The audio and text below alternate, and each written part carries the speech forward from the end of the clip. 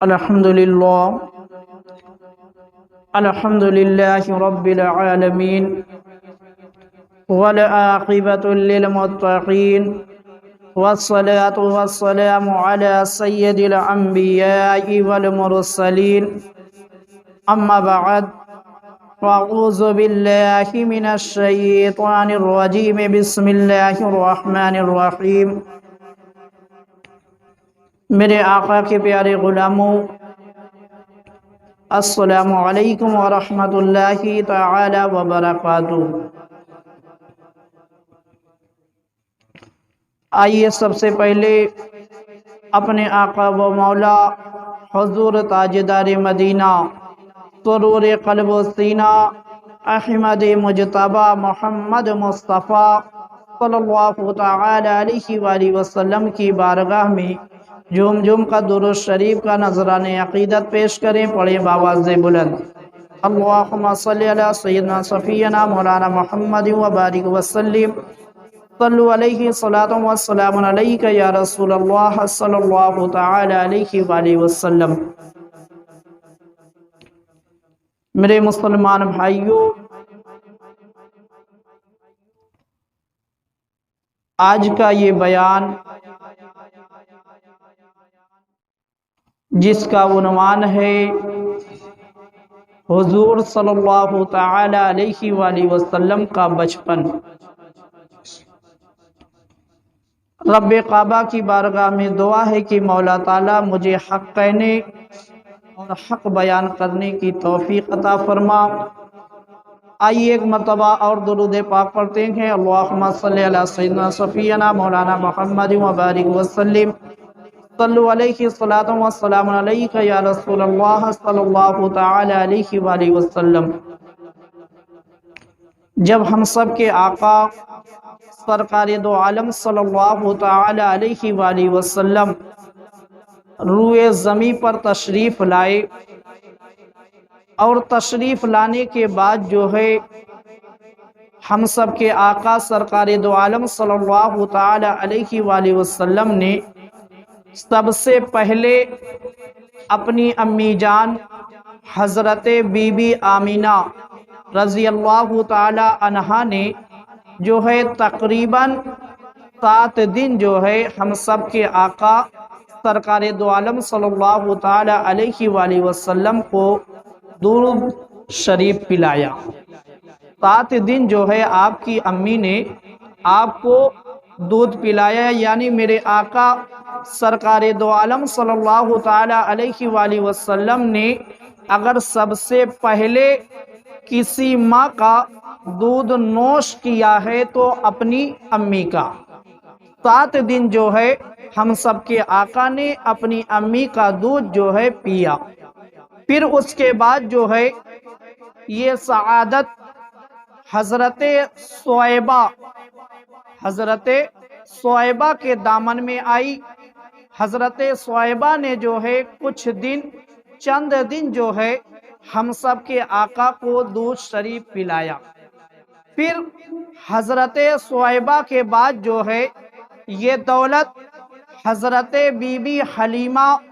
سعدیہ رضی اللہ تعالی عنہا کے دامن میں آئی، اور حضرت حلیمہ سعدیہ رضی اللہ تعالی عنہا نے جو ہے تقریباً 2 سال کی عمر تک جو ہے ہم سب کے آقا سرکار دو عالم صلی اللہ تعالی علیہ وآلہ وسلم کو دودھ پلاتی رہی۔ کیونکہ میرے مسلمان بھائیوں، جب میرے آقا روئے زمین پر تشریف لائے تھے، یہ ایسا وقت تھا کہ اس زمانے میں، اس دور میں جو ہے عرب کے اندر یہ دستور چلا آ رہا تھا کہ جب عرب کے اندر کسی بچے کی پیدائش ہوتی تھی تو اہل خانہ جو ہے اپنے بچے کو کسی دائی کے حوالے کر دیتے تھے، اور دائی جو ہے اپنے گھر لے جا کر بچے کو جو ہے دودھ پلاتی اور اس کی پرورش کرتی، اور جب دودھ پلانے کی مدت ختم ہو جاتی تو دائی جو ہے بچے کو لا کر والدین کے حوالے کر دیتی اور والدین جو ہے پرورش کے بدلے میں جو ہے ڈھیر سارا انعام دیتے، ڈھیر سارا انعام دیتے۔ تو جب ہم سب کے آقا بھی روئے زمین پر تشریف لائے تو اسی طریقے سے جو رواج، جو رسم چلی آئی تھی، اسی رسم کے اعتبار سے جو ہے ہم سب کے آقا کو بھی دائی حلیمہ کے حوالے کیا گیا، دائی حلیمہ کے حوالے کیا گیا۔ اور دائی حلیمہ جو ہے ہم سب کے آقا کو لے کر اپنے گھر اپنے قبیلے میں چلی گئی۔ اب دیکھو میرے مسلمان بھائیوں، اللہ تعالیٰ نے جو ہے ہم سب کے آقا سرکار دو عالم صلی اللہ تعالی علیہ وآلہ وسلم کو کیسا نور عطا فرمایا تھا، کیسا حسن عطا فرمایا تھا، کیسا جمال عطا فرمایا تھا۔ حضرت دائی حلیمہ فرماتی ہیں کہ جو ہے حضور اکرم صلی اللہ تعالی علیہ وآلہ وسلم کے چہرے انور سے جو ہے ایسا نور پھوٹتا تھا، ایسا نور پھوٹتا تھا کہ آپ بتاتی ہیں کہ پوری رات جو ہے مجھ کو چراغ جلانے کی نوبت نہیں آتی تھی۔ یعنی میرے آقا کے رخ انور سے ایسا نور پھوٹتا تھا کہ دائی حلیمہ کا پورا گھر جو ہے روشن رہا کرتا تھا، پورا گھر روشن رہا کرتا تھا۔ اس لیے جب تک میرے آقا دائی حلیمہ کے گھر رہے، جب تک میرے آقا دائی حلیمہ کے گھر رہے، کبھی بھی دائی حلیمہ نے جو ہے رات میں چراغ نہیں جلایا، کبھی بھی چراغ نہیں جلایا۔ بلکہ اگر دائی حلیمہ کو رات کے اندھیرے میں کہیں جانا ہوتا تھا تو میرے آقا کو لے کر دائی حلیمہ چلی جاتی تھی، اور میرے آقا کے رخ انور سے ایسا نور پھوٹ پھوٹ کر نکلتا تھا کہ در و دیوار جو ہے روشن ہو جایا کرتے تھے۔ تو میرے مسلمان بھائیوں، جب پوری رات جو ہے دائی حلیمہ کا گھر نور محمدی سے جگمگایا کرتا تھا، تو ایک دن جو ہے دائی حلیمہ کے پڑوس میں جو رہنے والے تھے، ان کا نام جو ہے ام خولہ سعدیہ ہے، یعنی یہ ایک عورت جو دائی حلیمہ کی پڑوسن تھی۔ ام خولہ سعدیہ نے جو ہے ایک دن دائی حلیمہ سے پوچھا کہ اے حلیمہ، کیا آپ اپنے گھر میں رات کے وقت آگ جلایا کرتی ہیں کہ ساری رات آپ کے گھر میں سے روشنی نظر آتی ہے؟ یعنی ام خولہ سعدیہ نے دائی حلیمہ سے پوچھا کہ اے دائی حلیمہ، اے حلیمہ، تمہارے گھر سے جو ہے رات بھر روشنی اوپر اڑتی رہتی ہے اور آپ کا گھر جو ہے رات بھر جگمگایا کرتا ہے، آخر اس کی وجہ کیا ہے؟ کیا تم اپنے گھر میں جو ہے رات بھر آگ جلا کر رکھتی ہو جس کی وجہ سے آپ کا پورا گھر جو ہے رات بھر جگمگایا کرتا ہے؟ تو اب سنو میرے مسلمان بھائیوں، بی بی حلیمہ نے فرمایا یہ آگ کی روشنی نہیں، یہ آگ کی روشنی نہیں۔ یعنی ام خولہ سعدیہ سے دائی حلیمہ نے کہا کہ اے ام خولہ سعدیہ، جو تم روشنی دیکھتی ہو رات بھر، یہ آگ کی روشنی نہیں ہے، بلکہ محمد عربی صلی اللہ تعالی علیہ وآلہ وسلم کے نور والے چہرے کی روشنی ہے، نور والے چہرے کی روشنی ہے۔ دائی حلیمہ نے صاف واضح کر دیا کہ اے ام خولہ سعدیہ، جو تم دیکھتی ہو رات بھر روشنی، یہ آگ کی روشنی نہیں ہے، بلکہ یہ محمد عربی صلی اللہ تعالی علیہ وآلہ وسلم کے چہرے انور سے جو روشنی پھوٹ پھوٹ کر نکلتی ہے، وہی روشنی جو ہے جس کو تم آگ کی روشنی سمجھتے ہو۔ اب دیکھو میرے مسلمان بھائیوں، جب بی بی حلیمہ سعدیہ رضی اللہ تعالی عنہا جو ہے ہم سب کے آقا سرکار دو عالم صلی اللہ تعالی علیہ وآلہ وسلم کو اپنے قبیلے میں اپنی آبادی میں لے کر گئی، تو حضرت حلیمہ سعدیہ رضی اللہ تعالی عنہا فرماتی ہیں حضور اقدس صلی اللہ تعالی علیہ وآلہ وسلم کو لے کر جب میں اپنے مکان میں داخل ہوئی، اپنے مکان میں داخل ہوئی تو قبیلے بنو سعد جو حضرت حلیمہ کا قبیلہ تھا اس کا نام جو تھا قبیلے بنو سعد، تو حضرت حلیمہ فرماتی ہیں جب میں اپنے مکان میں داخل ہوئی تو قبیلے بنو سعد کے گھروں میں سے کوئی گھر ایسا نہ رہا جس سے ہمیں مشک کی خوشبو نہ آنے لگی ہو۔ حضرت دائی حلیمہ نے بتایا کہ میں جب محمد الرسول اللہ کو لے کر اپنے مکان کے اندر داخل ہوئی تو میں اپنے مکان کے اندر محمد الرسول اللہ کو لے کر داخل ہوئی، مگر محمد الرسول اللہ کی برکت سے صرف میرا مکان ہی نہیں بلکہ قبیلے بنو سعد یعنی میرا پورا قبیلہ جو ہے ہر گھر سے جو ہے مشک کی خوشبو آنے لگی، ہر گھر سے مشک کی خوشبو آنے لگی۔ تو میرے مسلمان بھائیوں اور آگے حضرت حلیمہ فرماتی ہیں اور لوگوں کے دلوں میں اللہ کے پیارے حبیب صلی اللہ تعالی علیہ وآلہ وسلم کی محبت گھر کر گئی، یعنی جب جس نے بھی میرے آقا کے رخ انور کو دیکھا ہر دیکھنے والے کے دل میں جو ہے میرے آقا کی محبت جو ہے گھر کر گئی، اور آپ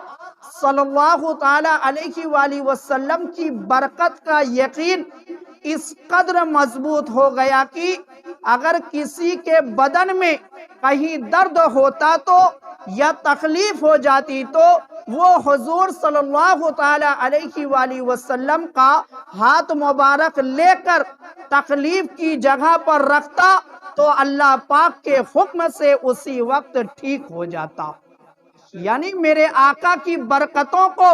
جب قبیلے بنو سعد کے لوگوں نے دیکھا ہے تو ایسا یقین ان کے دل میں ہو گیا کہ یقیناً یہ بچہ جو ہے یہ معمولی بچہ نہیں ہے بلکہ بہت بابرکت بچہ ہے، اور یہاں تک کہ ان کا یقین اتنا مضبوط ہو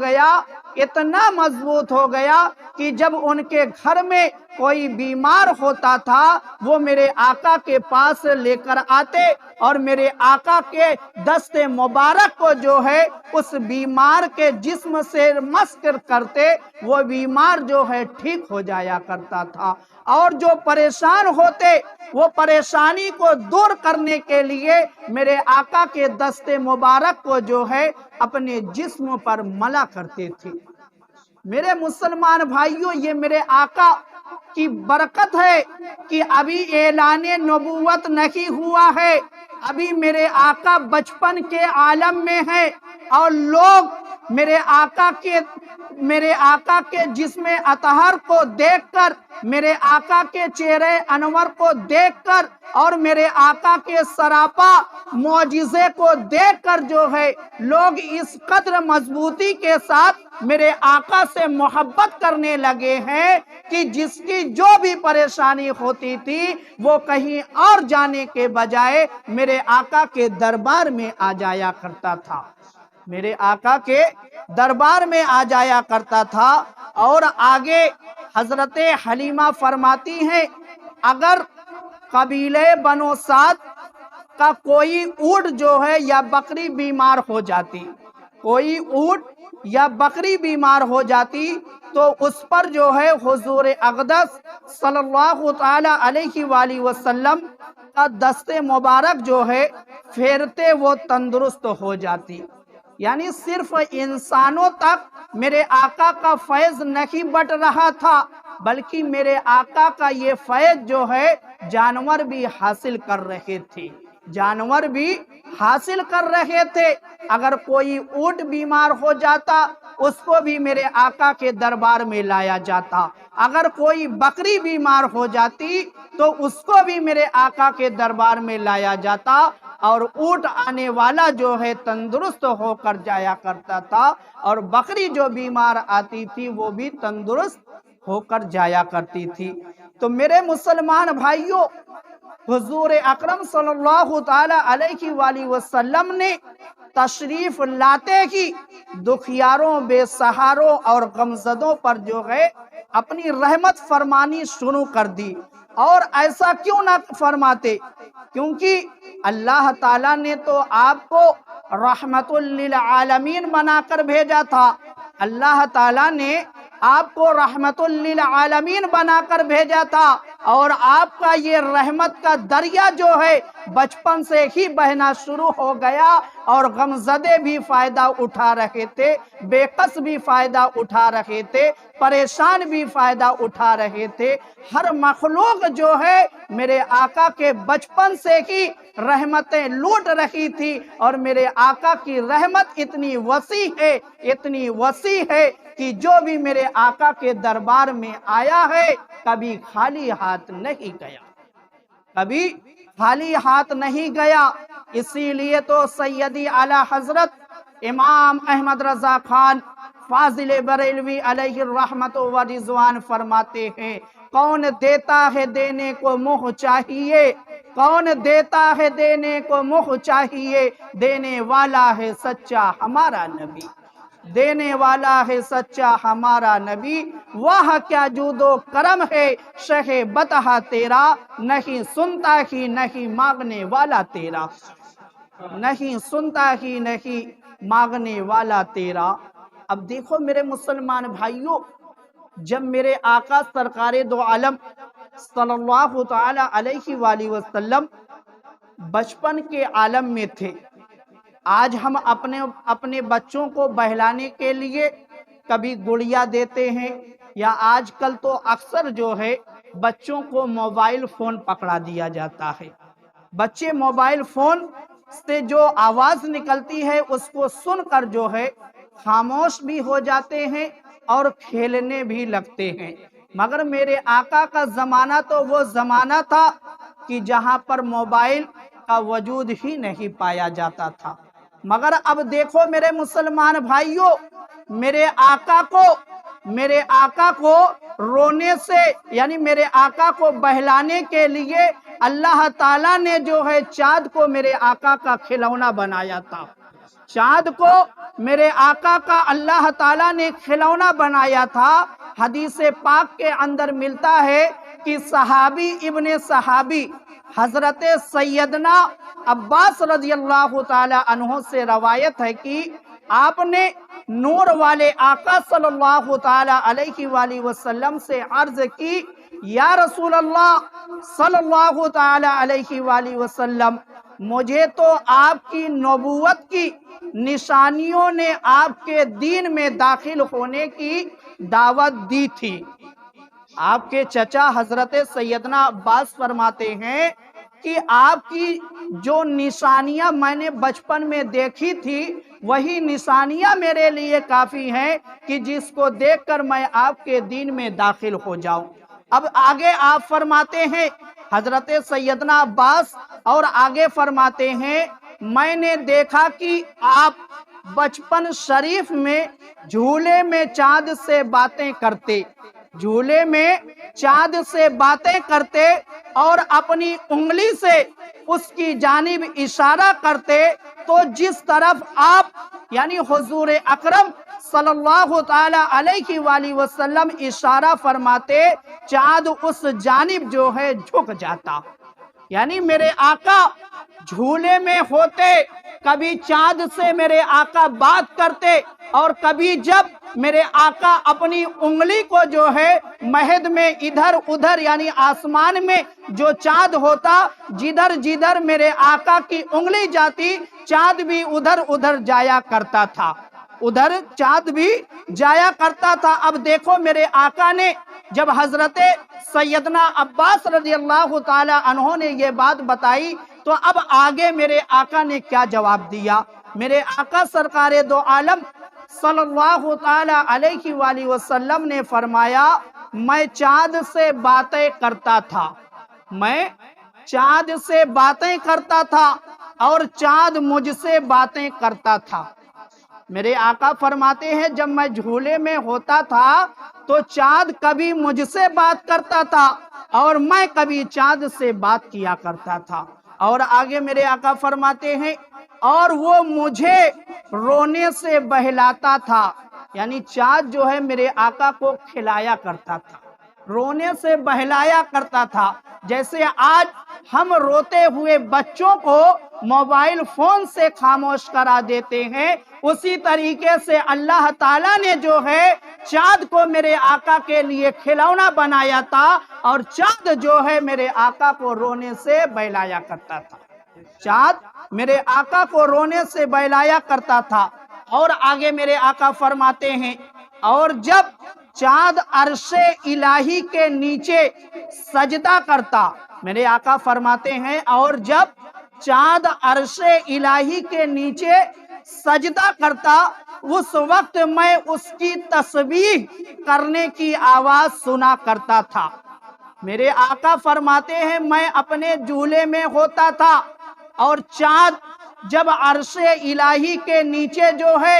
سجدہ کرتا اور سجدے میں جو تسبیح پڑھتا، میں اپنے جھولے سے جو ہے چاند کی تسبیح کو سنا کرتا تھا۔ میرے مسلمان بھائیوں، وہ لوگ کہاں ہیں جو آج درود و سلام پر اعتراض کرتے ہیں؟ اگر ہم بلند آواز سے درود و سلام پڑھتے ہیں تو اس نیت سے نہیں پڑھتے ہیں کہ ہم جب زور سے پڑھیں گے تب ہی ہمارے آقا ہمارے درود و سلام کو سنیں گے، نہیں میرے مسلمان بھائیوں، ہمارے آقا تو ہمارے دل کے خشوع کو بھی جانتے ہیں اور خضوع کو بھی جانتے ہیں، یعنی ہم جو سوچ رکھتے ہیں اور جو کرنے والے ہیں اس کی بھی خبر جو ہے میرے آقا کو ہے۔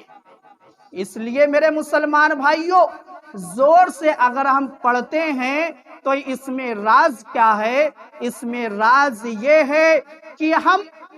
اپنی آواز تو مدینے تک نہیں پہنچا سکتے، مگر میرے آقا ہم سب کی آواز کو سنتے ہیں، اور صرف سنتے ہی نہیں بلکہ ایک حدیث پاک کے اندر یہ بھی ملتا ہے کہ میرے آقا جانتے ہیں کہ کس کے بیٹے نے جو ہے آج مجھ پر درود و سلام پڑھا ہے، یعنی پڑھنے والے کا نام جانتے ہیں اور وہ کس کا بیٹا ہے یہ بھی میرے آقا جانتے ہیں، کس کا بیٹا ہے یہ بھی میرے آقا جانتے ہیں۔ اس لیے جب بھی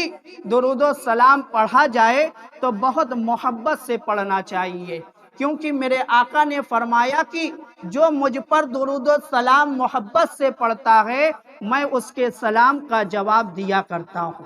میں اس کے سلام کا جواب دیا کرتا ہوں۔ اس لیے ہمیشہ جو ہے محبت کے ساتھ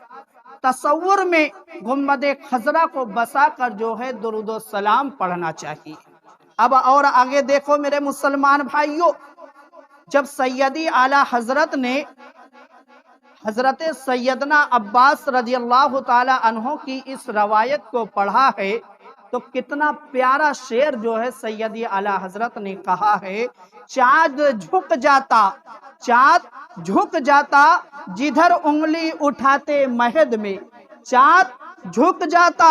جدھر انگلی اٹھاتے مہد میں، کیا ہی چلتا تھا اشاروں پر کھلونا نور کا، کیا ہی چلتا تھا اشاروں پر کھلونا نور کا۔ تو میرے مسلمان بھائیوں، شیخ عبدالحق محدث دہلوی علیہ الرحمہ اپنی کتاب مدارج النبوہ میں جو ہے لکھتے ہیں، حضرت بی بی حلیمہ سعدیہ رضی اللہ تعالی عنہا فرماتی ہیں، حضور اقدس صلی اللہ تعالی علیہ وآلہ وسلم کا جھولا جو تھا فرشتوں کے ذریعے سے جو ہے اس کو ہلایا جاتا تھا، یعنی میرے آقا کا جو جھولا تھا وہ فرشتے ہلاتے تھے، وہ فرشتے ہلاتے تھے۔ ایک طرف تو چاند آپ کا کھلونا اور آپ کے جھولے کو جھلانے کے لیے فرشتوں کی جماعت آیا کرتی تھی جو جھولے کو ہلایا کرتی تھی اور میرے آقا جھولے میں آرام سے سویا کرتے تھے۔ اب دیکھو میرے مسلمان بھائیوں، میرے آقا سرکار دو عالم صلی اللہ تعالی علیہ وآلہ وسلم کا بچپن شریف اور اس کے برکات۔ حضرت حلیمہ سعدیہ فرماتی ہیں میرا قبیلہ بنی سعد قحط میں مبتلا تھا، یعنی جب میرے آقا جب تک قبیلے بنی سعد میں جو ہے بنو سعد میں نہیں گئے تھے اس وقت تک جو ہے قبیلے بنو سعد جو تھا وہ قحط میں مبتلا تھا اور اناج کی تنگی تھی، اناج کی تنگی تھی اور بارشیں جو ہے نہیں ہو رہی تھی، بارشیں نہیں ہو رہی تھی۔ جب میں حضور کو لے کر اپنے قبیلے میں پہنچی تو قحط جو ہے دور ہو گیا۔ قحط یعنی جب میرے آقا کا قدم مبارک جو ہے قبیلے بنو سعد میں پڑا ہے تو قبیلے بنو سعد جس مصیبت میں مبتلا تھے، چاہے وہ قحط کا معاملہ تھا، چاہے وہ بارش کا معاملہ تھا، چاہے وہ اناج کا معاملہ تھا، اللہ تعالیٰ نے جو ہے ہم سب کے آقا کے قدم کی برکت سے قبیلے بنو سعد کی ہر پریشانیوں کو، ہر مصیبتوں کو دور کر دیا۔ اور دیکھو میرے مسلمان بھائیوں، حضرت حلیمہ سعدیہ فرماتی ہیں کہ قحط دور ہو گیا، اناج کی تنگی دور ہو گئی، زمین سرسبز ہو گئی، درخت پھلدار اور جانور فربا ہو گئی، یعنی ساری مصیبت جو ہے وہ دور ہو گئی۔ ایک برکت اور دیکھیں، حضرت حلیمہ سعدیہ فرماتی ہیں کہ جب تک میں محمد الرسول اللہ کو اپنے قبیلے میں نہیں لائی تھی اس وقت تک جو ہے میرے پاس صرف 7 بکریاں تھیں، صرف 7 بکریاں تھیں، مگر جب میرے آقا کا قدم مبارک حضرت حلیمہ سعدیہ کے گھر میں پڑا ہے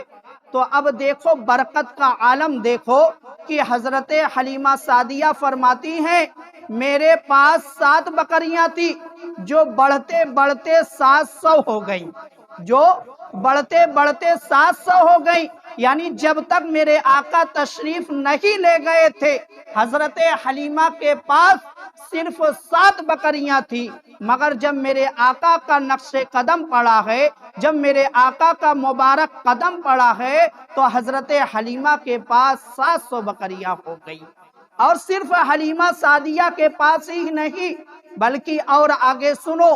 قبیلے والے ایک دن حضرت حلیمہ فرماتی ہیں قبیلے والے ایک دن مجھ سے بولے کہ اے حلیمہ اس بچے کی برکتوں سے ہمیں بھی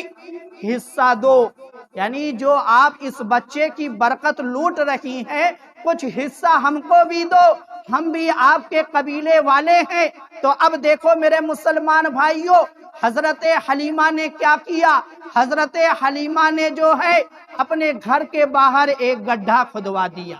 اپنے گھر کے باہر ایک گڈھا کھدوا دیا اور گڈھا کھدوانے کے بعد اس گڈھے میں پانی بھر دیا گیا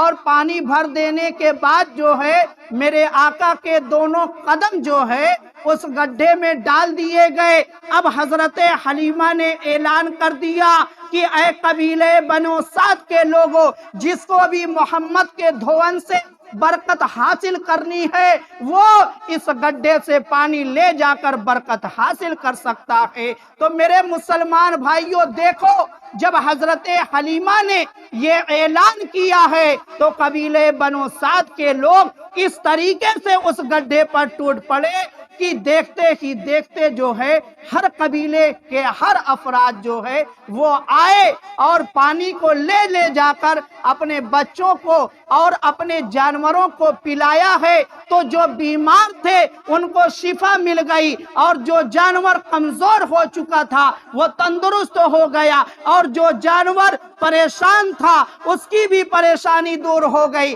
اور جس جانور نے جو ہے پانی کو پیا تھا، یعنی جس میں میرے آقا نے اپنے قدم مبارک ڈالے تھے، وہ پانی جس جانور کے پیٹ تک پہنچا اور جس نے پانی پلایا تھا، ایک دن ایسا آیا کہ اس بکری سے اتنا